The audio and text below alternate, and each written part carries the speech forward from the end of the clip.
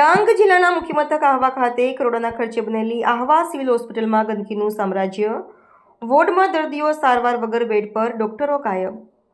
દર્દથી પીડાતા દર્દીઓ માટે નરક બની ડાંગની આહવા સિવિલ. ગંદા ગાદલા અને સારવારના ભાવે દર્દીઓ વધુ બીમાર થવાનો ભય.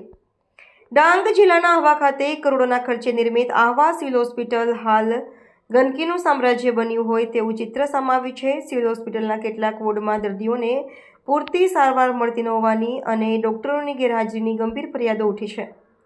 સૌથી આઘાતજનક બાબત એ છે કે દર્દીઓને બેડ પર ખરાબ અને ગંદા ગાદલા પર સુડાવવામાં આવી રહ્યા છે, જેના કારણે બીમાર માણસ પણ વધુ બીમાર થાય તેવી ભયાવહ પરિસ્થિતિ સર્જાઈ છે. હોસ્પિટલના વોર્ડ નંબર 123માં પરિસ્થિતિ ખાસ કરીને વણસેલી જોવા મળી છે. અહીં દાખલ દર્દીઓના સગાવાલાના જણાવ્યા મુજબ દર્દીઓને માત્ર બેડ પર સુડાવી મૂકવામાં આવે છે અને કોઈ સારવાર આપવામાં આવતી નથી. એટલું જ નહીં, વોર્ડમાં ફરજ પરના ડોક્ટરો પણ મોટા ભાગે હાજર રહેતા નથી, જેના કારણે દર્દીઓ પીડાતા હોવા છતાં નિસહાય બની રહે છે. કરોડોના ખર્ચે બનેલી આ આધુનિક હોસ્પિટલની જાળવણી અને સ્વચ્છતાની સ્થિતિ અત્યંત દયનીય છે. સમગ્ર વોર્ડમાં એટલી હદે ગંદકી છે કે સામાન્ય સ્વસ્થ વ્યક્તિ પણ ત્યાં બીમાર પડી શકે છે. પેશન્ટને જે ગાદલા પર સુડાવવામાં આવ્યા છે તે ફાટેલા, મેલા અને બિન સ્વચ્છ છે, જે હોસ્પિટલના સંચાલન પર ગંભીર સવાલો ઊભા કરે છે.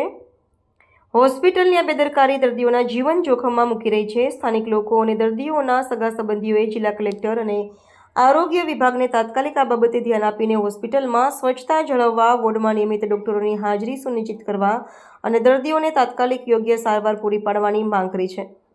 સવાલ એ છે કે જો કરોડોની ખર્ચે બનેલી સિવિલ હોસ્પિટલમાં જ આવી પરિસ્થિતિ હોય તો ગરીબ અને આદિવાસી દર્દીઓએ ક્યાં જવું? રિપોર્ટર રમેશ માહલા, ડાંગ.